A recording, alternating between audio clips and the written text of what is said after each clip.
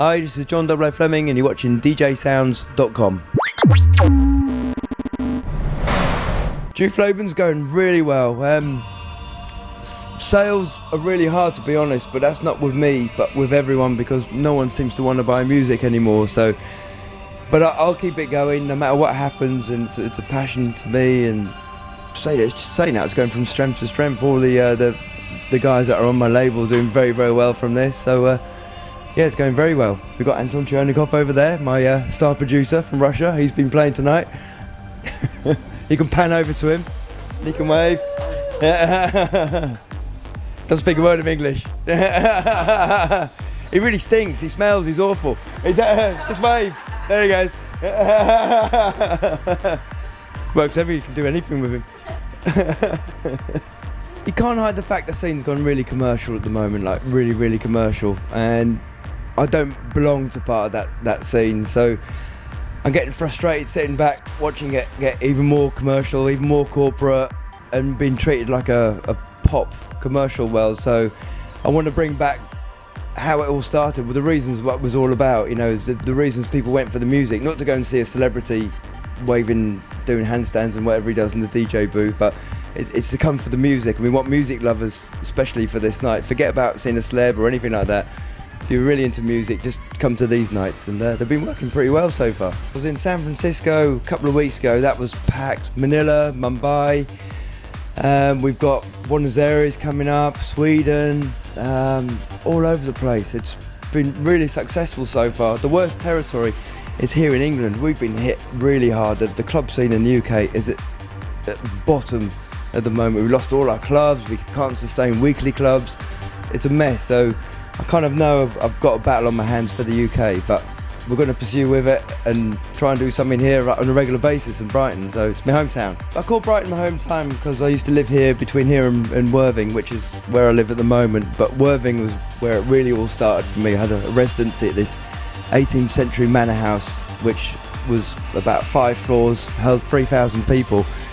And that turned that into like the rave central of the South Coast. We invited all the rave promoters in there, and that became the biggest club on the South Coast. The North had the Hacienda, we had Stearns, Interdance. So and then it progressed to just down the seafront there. I was resident at the Zap Club. I was there for about almost 8 years. And that was, to me, the good old days. That's when people really just came out for music, nothing else. And you know, that residency for 8 years was one of the best times of my life. And then it just exploded from the Zap days. Just being at the Zap, people started booking me in London, up north, and then went abroad. I went to Ibiza in 1985. That was like my first foreign gig. So it's non-stop flying for God knows how many years now. The so-called, the super DJs, the big guys, kind of went around all these territories, kind of sucked them dry, left them, moved on to other territories. And there's a lot of places, especially like Asia, for instance, they went through that superstar thing, and they had enough of it. The whole thing burnt out, and kind of dusting themselves off. And they've got a really good kind of underground scene coming through at the moment. The same in South America. And Europe, actually, saying that there's some absolutely amazing, really good underground festivals in Europe, and Europe's been on its knees for the last few years as well. So there's lots of really, really good things happening at the moment.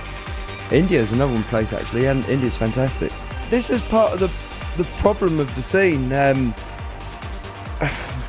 Say it kind of tactfully, but the producers can't earn money now. It's a fact. They can't earn money just making music, and historically they could.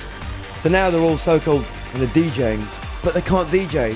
And I don't blame them for going out on the road. They're going out on the road to earn money, but they're DJing and they can't DJ.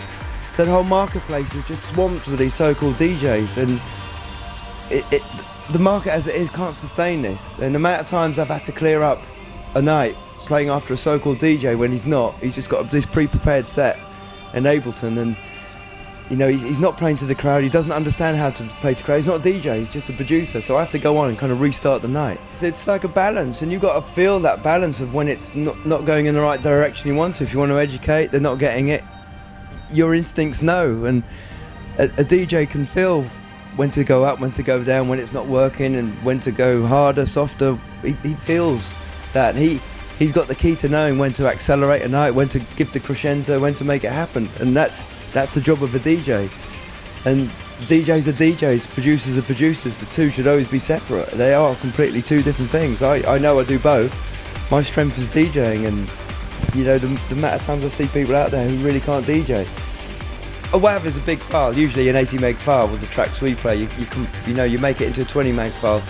Stuff's going missing, and it will go missing, and the quality does go missing. 320 does sound okay, but to my ears, you're losing a lot of top end, and you're using, you know, a lot of bottom end as well. I can hear it when I play in a club. I can hear, so it's important to use WAVs. Also use tracks that are mastered as well. Many people don't master tracks anymore, so it's important to, you know, get a mastered track, listen to it, know it's mastered. Very, very important. If you want to write to someone in America, you don't get your pen out and write pen and paper, post it, have to walk all the way down the post office, and that person waits a week to go and get that letter. You email now.